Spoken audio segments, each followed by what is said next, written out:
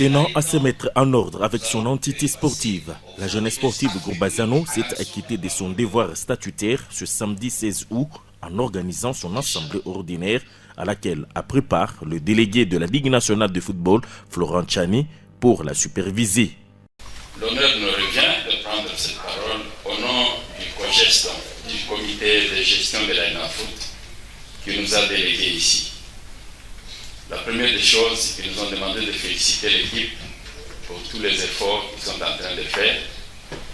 Et surtout, là j'insiste, il y a des nostalgiques qui se rappelleraient quand même qu'il y a quelques temps, la grande équipe de Bazano a frôlé, était à 2 pas de l'Afrique.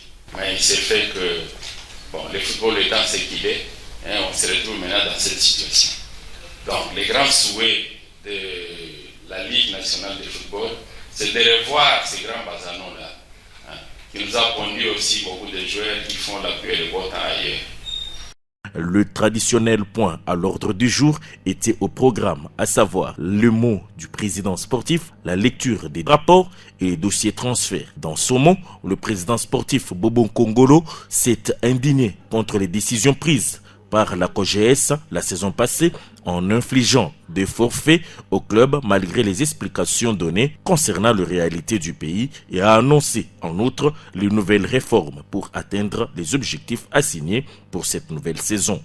J'aimerais encore dire quand même à la LINAFOOT, essayez un peu cette année de nous être vraiment cléments.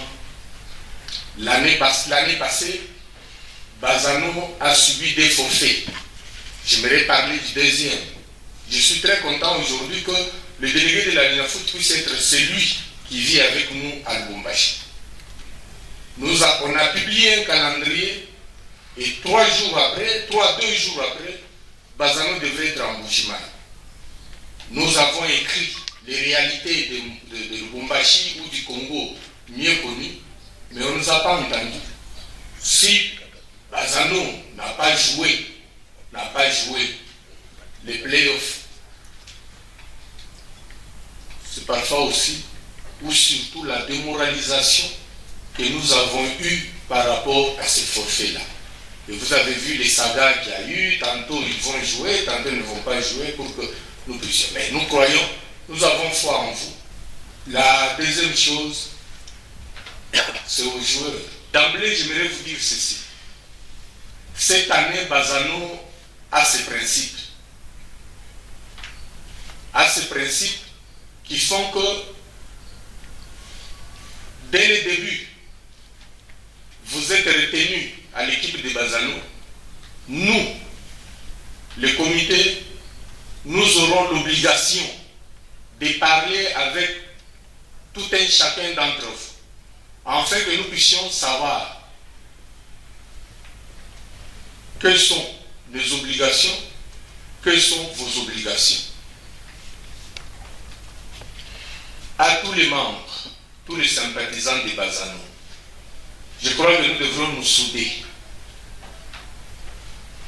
Nous souder de façon que nous puissions avoir les résultats. L'équipe de Bazano, c'est une ASBL. Ce n'est pas une société, nous ne sommes pas une société privée.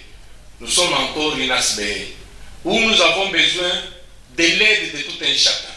Je prends le staff technique, c'est pour que je puisse jouer les playoffs, que je puisse jouer l'Afrique.